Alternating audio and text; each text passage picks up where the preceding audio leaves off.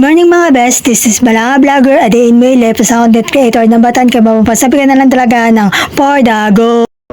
So for today's video nga, maaga na naman tayo nagkagising sa mga oras na yan. Maaga nga rin tayo naligo sa mga oras na yan. Pagkatapos nga nating maligo ay nag-ayos lang tayo. Syempre, hindi lang dapat tayo mabango, dapat maganda rin tayo, char. Gumamit nga rin pala tayo ng setting spray dyan para iwas oily skin na rin tayo. Nung matapos na nga tayong mag-ayos, nag-outfit check na rin tayo. Tapos na nga tayong mag-ayos sa mga oras na yan. Super Latina, very simple, very girly lang ang atake. Dati hindi ako marunong mag-makeup. Ngayon marunong na tayo mag-makeup. Syempre, dapat matuto tayong mag-makeup at mag-ayos. Syempre, babae tayo, kaya dapat marunong tayong magpaganda at mag-ayos, lalo na pag-aalis. Gawain kasi ng mga babae ang mag-ayos. Syempre, dalaga na tayo, dapat lang nag-aayos tayo. So, nagpabango na nga rin pala tayo dyan kasi nakalimutan nating mag-perfume. Napakapang naman ng perfume na yan. Syempre, hindi lang dapat tayo bagong ligo, dapat magpabango din tayo. Pagkatapos nga ay pumunta na nga kaming barangay. So, birthday ko nga rin pala ngayon. Happy birthday to me. At tumambay nga muna ako sa plaza. At pagkatapos nga ay pumunta na nga tayong SM. Fast forward, nasa SM na nga tayo. Kumain na nga tayo ng lunch sa mga oras na yan sa Jollibee. Pagkatapos ko nga kumain sa Jollibee ay tumambay lang muna tayo ng SM. Tamang video at tamang pakit nga lang tayo sa camera niyan. At nag-ikot-ikot lang naman tayo sa buong SM. At pumunta nga lang pala tayong food court. Tapos nakita natin ang cinema. Balang araw makakapagsini din tayo. Manifest na natin yan. Yan nga pala ang food court. Marami ka ring mabibili dyan na pagkain at yan yung mga store sa food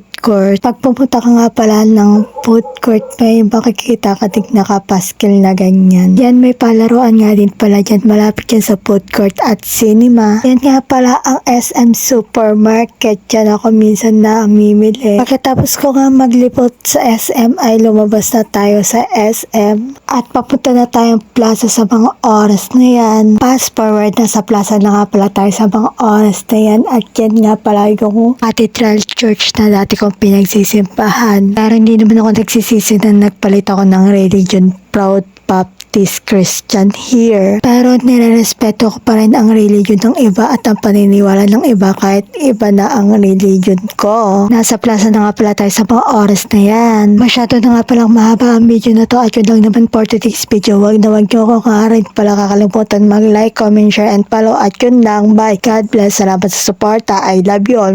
Thanks for watching.